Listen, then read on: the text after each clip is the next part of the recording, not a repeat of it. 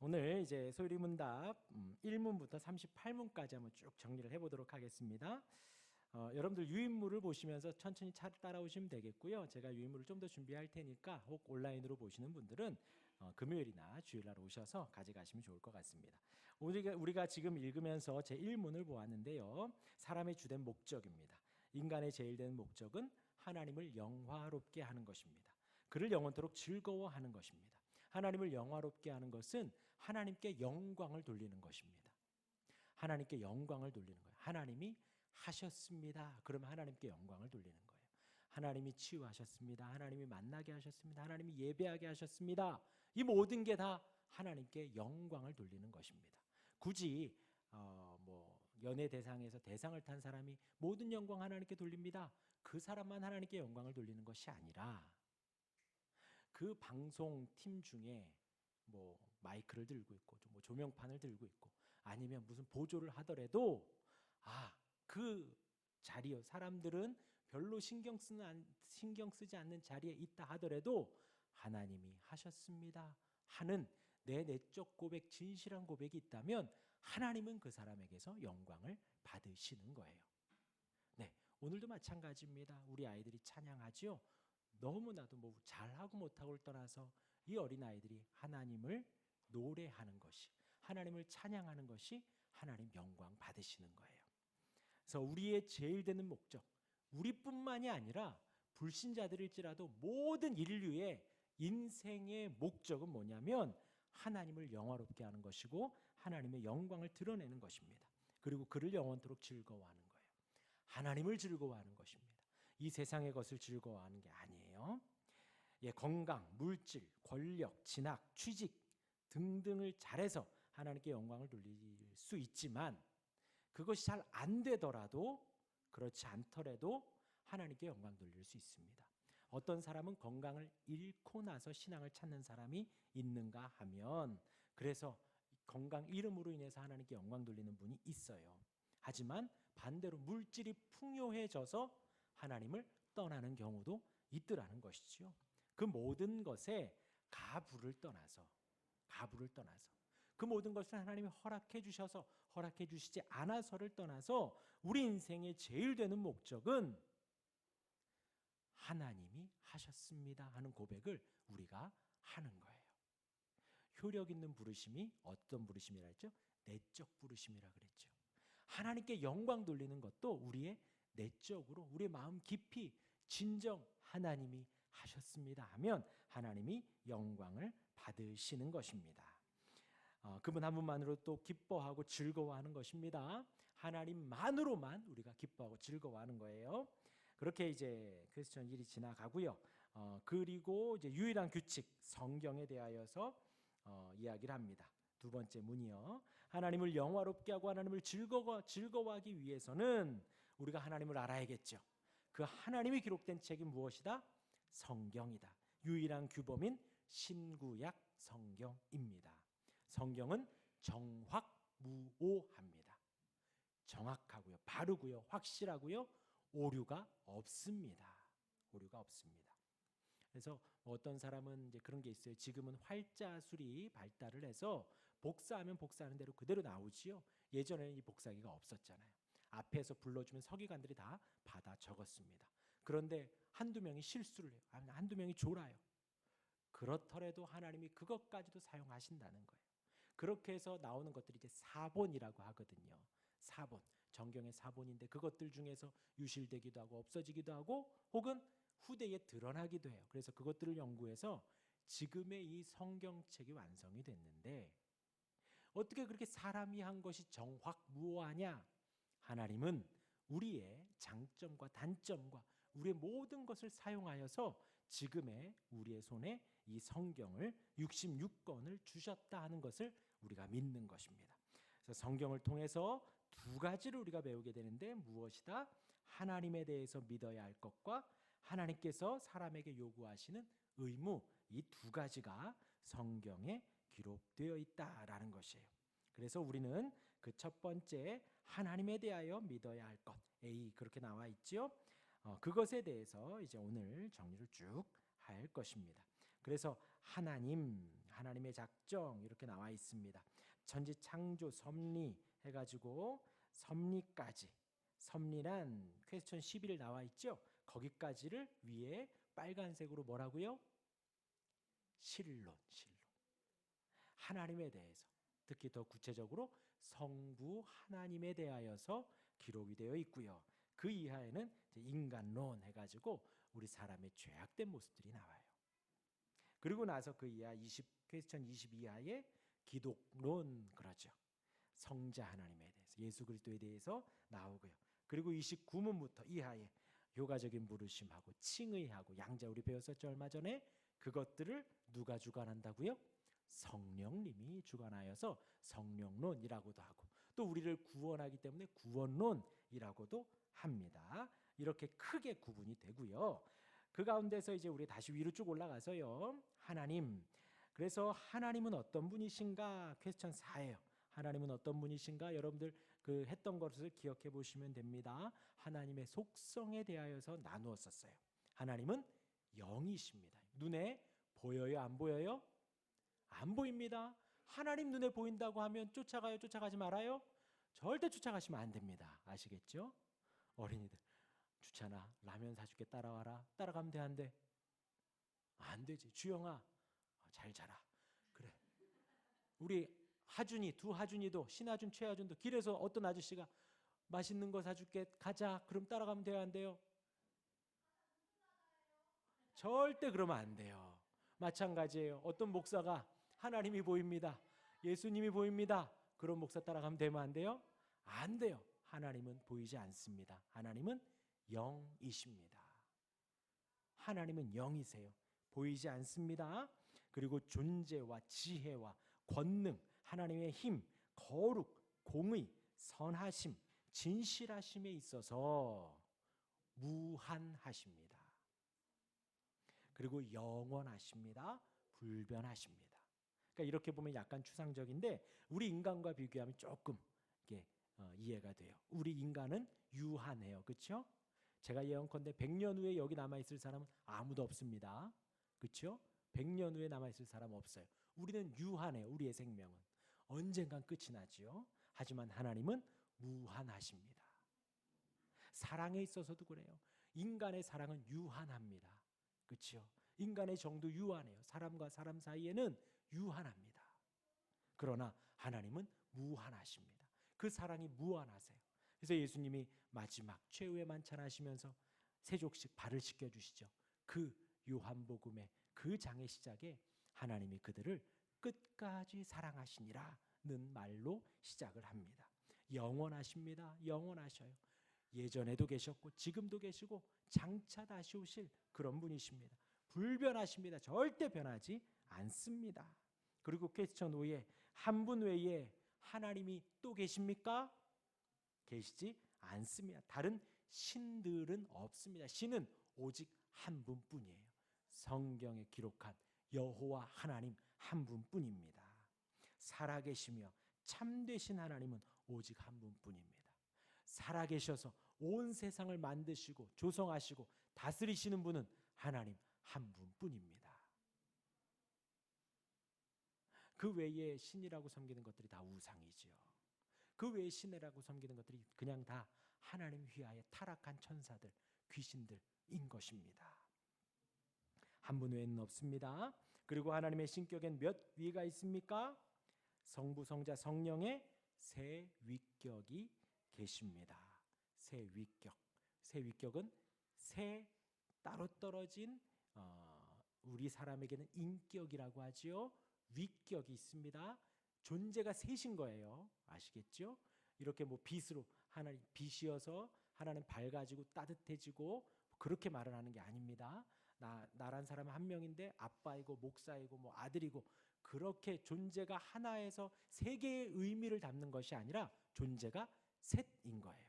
아시겠죠? 근데 그 존재가 셋인 것만 말하면 안 돼요. 그럼 또 삼신론이에요. 존재가 셋이면서 영광과 본질과 권능에 있어서 하나다 해서 네 글자로 삼위일체 신비입니다. 위격이 셋이고 하나의 동등한 권능과 본질을 가지셨습니다. 아주 신비한 우리 기독교의 은혜입니다. 그리고 이제 7번으로 가죠. 하나님의 작정이 나옵니다. 작정과 창조와 섭리를 이 세 가지를 구분하셔야 돼요. 작정이란 무엇이냐? 하나님이 미리 정하셨다라는 것이지요. 영원한 계획과 목적을 가지고 하나님이 하신 것입니다. 하나님의 뜻이 없이는 어떤 것도 스스로 존재할 수 없고 어떤 일도 우연히 발생할 수 없습니다. 우연은 있다 없다? 없는 거예요. 우리 만남은 우연이 아니야. 호주 모르지요? 아주 유명한 노래 가사예요. 우리의 만남은 우연이 아니야. 하나님의 뜻 가운데 저와 여러분들의 만남이 이렇게 주어진 것입니다. 우연은 없습니다. 작정이라 그랬어요. 이게 중요해요.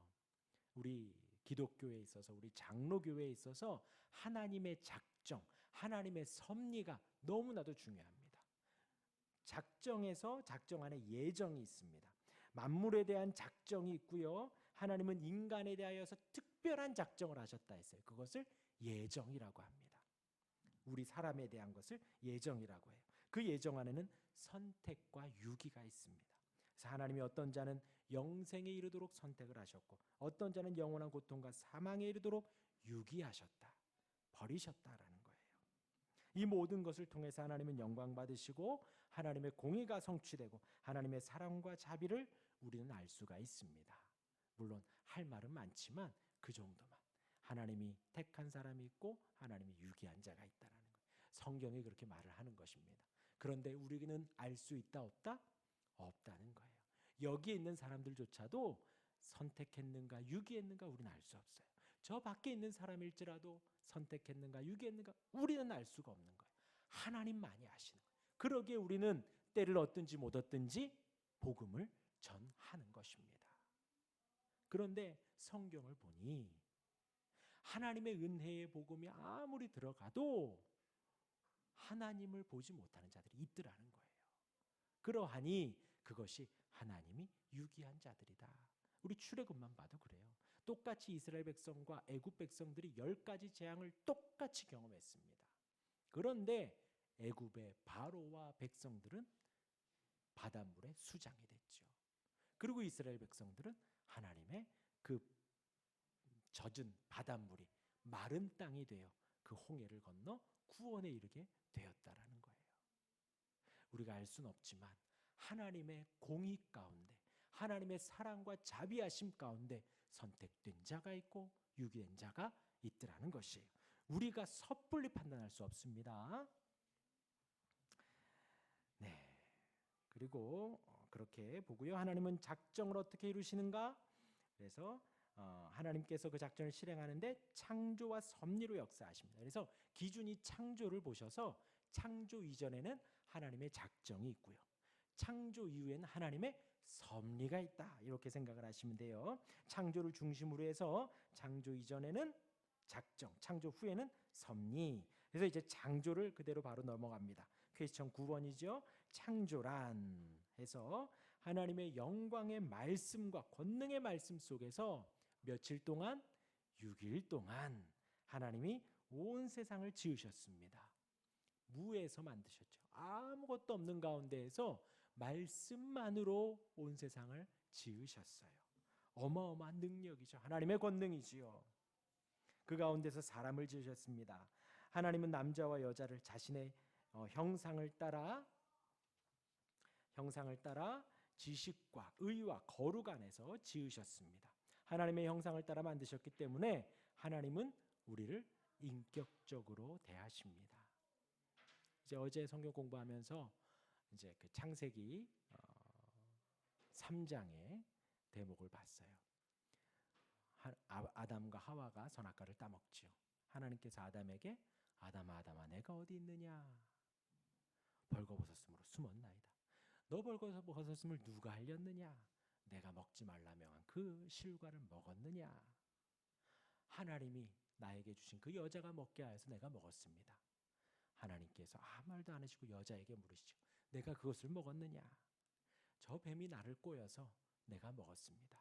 이것이 죄를 지은 인간과 하나님의 대화예요. 하나님은 역정되지 않으시고 화내지 않으시고 그의 말이 정말 얼토당토 않고요. 그 아담의 말에는 그게 포함됐잖아요. 하나님이 주셔서 내 아내가 되게 한 그 하와가 나에게 그 실과를 주어서, 그러니까 그 책임 전가를 누구한테 해요? 하나님께 함에도 불구하고 하나님은 결코 화를 내지 않으시고 조곤조곤 하나님의 말씀을 하신 것입니다. 지금 우리에게도 마찬가지예요. 하나님이 우리에게 원하시는 것은 우리가 자발적으로 감사와 기쁨으로 하나님을 예배하기 원하시는 거예요. 그렇게 하게 하시기 위해 우리의 모든 인생을 통틀어서 우리에게 말씀하시고 우리를 설득하시고 우리를 인도해 가신다는 거죠. 하나님이 우리의 평생에 우리의 입술로 하나님을 찬양하길 원하시고 우리의 몸으로 하나님의 영광을 드러내기를 원하셔요. 하나님은 우리가 자발적으로 하나님을 예배하고 찬송하고 높이기를 원하십니다. 그렇게 하나님의 형상을 따라 우리를 만드셨습니다. 그리고 섭리라고 해요. 영어로는 providence라고 합니다. 그래서 섭리, 이것이 이제 한자로 하면 당길섭, 끌어당기다, 굳게 지키다, 굳건히 유지하다라는 섭자를 쓰고 다스릴 리, 다스리다, 통하다, 재판하다, 처리하다, 구별하다, 다스려지다 등등. 그러니까 하나님께서 굳건히 다스리시고 굳게 지키며 재판하시고 그렇게 인도해 가신다는 그것을 섭리라고 합니다. 하나님은 온 세상을 만드시고 뒷짐지거나 팔짱 찌고 계신 분이 아니라 지금도 세밀하게 다스리신다는 거예요. 이게 너무나도 중요하거든요. 우리에게 있어서, 우리 장로교회에 있어서 이게 너무나도 중요합니다. 하나님의 작정과 하나님의 예정과 하나님의 섭리, 이 모든 게 무엇을 말하냐? 하나님의 주권을 말하는 거예요. 모든 것에 있어서 하나님이 다스리신다. 하나님이 통치하신다. 내게 일어나는 모든 일이 하나님이 허락하셨기 때문이다예요. 아까 말한 대로 권력과 힘과 건강과 물질과 모든 것에 있어서 허락하신 분도 하나님이시고 혹 이 모든 것에 있어서 실패했더라도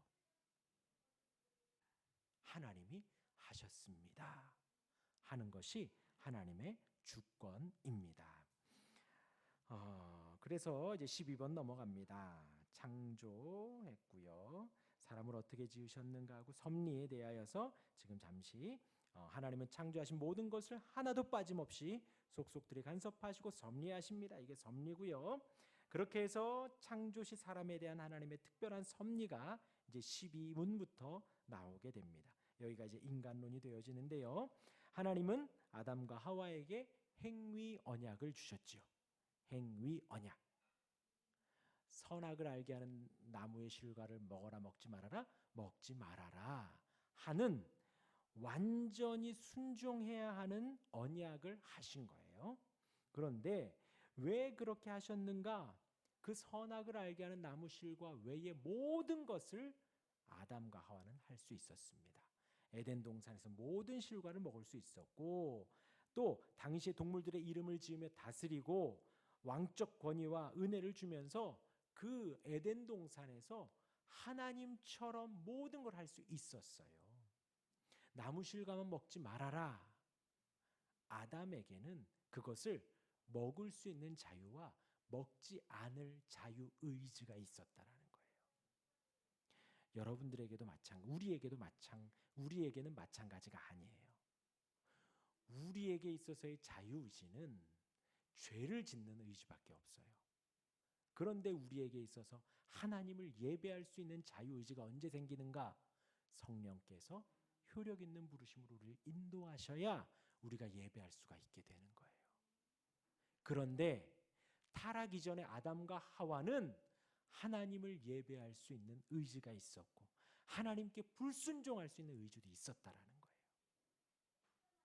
선악을 알게 하는 나무 실과를 먹을 수 있는, 먹지 않을 수 있는, 하나님을 찾고 하나님께 더 의지할 수 있는 그런 의지가 그에게는 있었다라는 거예요. 그러기 때문에 그 의지까지 다 주시면서 선악을 알게 하는 나무를 주셨기 때문에 아담과 하와는 그 자리에서 안 먹을 수도 있었던 거예요. 그럼에도 불구하고 먹었기 때문에 그의 죄가 너무나도 큰 것입니다. 너무나도 큰 거예요. 그래서 우리의 첫 조상 창조된 원래의 상태로 그대로 있지 않았지요. 아담은 의지의 자유를 방치하여서 하나님을 대적하여 범죄했습니다. 어떠냐? 그 아까 선악을 알게 하는 나무 실과를 먹을 때 하와의 마음에 어떤 마음이 들었냐? 이것을 먹으면 내가 하나님과 같이 되겠구나 하는 그 미혹에 빠져서 그것을 먹게 된 거예요. 그 꼬임에 넘어간 것입니다. 그래서 퀘스천 14, 죄란 주찬아, 죄가 무엇이지? 잘못을 한 거죠. 하유라, 죄가 무엇이지? 네, 잘못을 한 거죠. 얜 중1이고 넌 중2인데 죄는 하나님의 법을 순종함에 있어서 결핍이 있거나 그 법을 범하는 것이 죄입니다. 그래서 하나님의 말씀에 불순종하는 게 죄라는 거예요. 하나님 말씀에 불순종하는 게 죄예요. 그렇죠? 그것이 이제 죄인 것을 인지를 하시고요. 근데 이제 인류의 아담은 타락을 했습니다. 타락을 해서 아담이 타락을 했기 때문에 우리의 모든 인류가 다 똑같이 타락을 했어요. 아담과 맺어진 언약은 아담 자신뿐 아니라 그 후손들에게도 똑같이 맺어진 것입니다. 그래서 일반적 출생에 태어난 사람들은 아담 안에서 다 범죄했고 타락했습니다. 일반적 출생으로. 그래서 저와 이제 우리 아이들 유전자, 저희 하율이, 하준이, 하민이는 유전자 검사를 굳이 안 해도 돼요. 그렇죠? 우리 주찬이도 유전자 검사를 굳이 안 해도 돼요. 주영이도. 왜요? 그 아들들, 자식들이기 때문에. 마찬가지로 아담과 하와의 후손들이 그와 같이 죄가 정가가 된 것입니다. 그래서 타락한 인류는 어떠한 상태가 되었는가? 그렇게 이제 타락한 인류 상태에서 죄악됨이 무엇이냐면 원죄가 있죠. 본성의 부패가 있습니다. 태어나면서부터 악하다라는 거예요. 악하다라는 거예요. 그리고 그 원죄로부터 나오는 자범죄가 있습니다. 스스로 짓는 죄가 있지요. 그래서 마지막 퀘스천 19번에 타락된 상태에서의 비참함이란 나와 있습니다. 그 인간론의 끝이지요. 그 비참함이 무엇이냐? 죄로 말미암아 우리는 하나님과의 교제를 잃어버렸습니다. 하나님을 우리는 더 이상 찾질 않아요. 진노와 저주 가운데 놓여 있지요. 우리는 하나님의 진노를 기다리고 있었습니다. 그래서 현재의 생애에서는 우리는 참 비참합니다. 우리의 힘으로, 우리의 능으로, 우리의 생각으로, 우리의 계획으로 할 수 있는 것이 하나도 없어요. 하나도 없어요. 비참함이에요. 죽음만 기다리고 있습니다. 지옥의 영원한 고통에 놓이게 되었다라는 거예요. 이 부분이 참 암울하기는 하지만 우리의 이러한 상태를 정확히 아는 것이 중요합니다. 정확히. 근데 이제 단순히 난 아무것도 할 수 없어라는 자기 회의감에 빠지게 되면 한도 끝도 없이 동굴 안으로 빠지게 돼요. 허무주의로 빠집니다. 난 아무것도 할 수 없어. 그렇게 되면 안 되고요. 지금 이 인간론이 나오기 전에 뭐가 나와요? 신론부터 나오잖아요. 하나님을 알고 하나님을 배우고 그 다음에 나를 보게 되는 거예요. 그러하면 우리의 비참함이 보입니다. 하나님의 전능하심과 거룩하심과 하나님의 영원하심과 하나님의 불변하심에 투영되어 거울로 우리를 바라볼 때 우리는 비참하고 아무것도 할 수 없구나. 그렇게 신론의 하나님에 대한 지식을 알게 되고 인간론에 대해서 나에 대해서 지금 이 상태를 정확히 알게 될 때 그 다음 스텝이 무엇이냐? 기독론이 되는 거예요. 그 다음 나의 이 비참함에서 누가 나를 건져줄 수 있으며 나의 이 부족함을, 연약함을 어떻게 해결할 수 있는가? 이 40년 이상 살아오고 오랜 시간 살아왔지만 나는 변하는 게 없고 달라지는 게 없고 죄에 대해서 해결할 수 있는 것이 없더라는 것이지요. 그리할 때 예수 그리스도를 향하게 되는 것입니다. 이것이 신앙생활의 바른 걸음이에요. 지금 시각이 50분이거든요. 오늘은 여기까지만 할게요. 조금만 더 첨언을 하면요. 이 세상에서 신앙생활하는 모든 사람들은 여기에서부터 시작을 해요. 우리의 죄와 비참함을 보는 것에서부터 우리의 신앙은 시작을 합니다. 어느 누구도 마찬가지예요. 아무리 건강한 사람도, 물질이 많은 사람도, 아무리 모든 권력을 다 가졌다 하더라도 그 사람들이 신앙을 갖게 될 때에 그냥 단순히 교회를 출석하는 것이 아니라 참된 신앙을 갖게 될 때에는 그 시작점이 바로 여기에서 내가 타락했구나. 내가 죄인이구나. 내가 내 힘으로 할 수 있는 것이 아무것도 없구나 라는 것을 알 때 비로소 하늘을 바라보고 주님을 바라보고 말씀을 바라보고 나의 참된 도움을 바라보게 되는 것이에요. 그런데 이 말씀이 왜 진리이냐? 40대에 만나도 이렇게 신앙생활을 시작을 하는 거고 10대에 신앙생활을 시작을 해도 이렇게 신앙생활을 시작을 하는 것이고요. 저 어린아이들 최하준이 신앙생활을 시작을 하더라도 이렇게 시작을 하는 거예요. 내가 할 수 있는 것이 아무것도 없구나. 기저귀도 내 힘대로 못 가는구나. 그것을 저 아이가 깨달을 때 주님을 찾게 되는 거예요. 이 수수는 어느 누구든 마찬가지입니다. 그래서 하나님 안에서 나에 대해서 지금의 내 상태에 대해서 정확히 바라볼 때에 우리의 시각은 나로 인한 부족함과 연약함과 죄인됨과 죽음의 상황을 주님께로 향하여서 나의 유일한 구원자 예수 그리스도를 바라게 되는 것입니다. 오늘 그 주님으로 온전히 바라는 저와 여러분들 되길 바랍니다.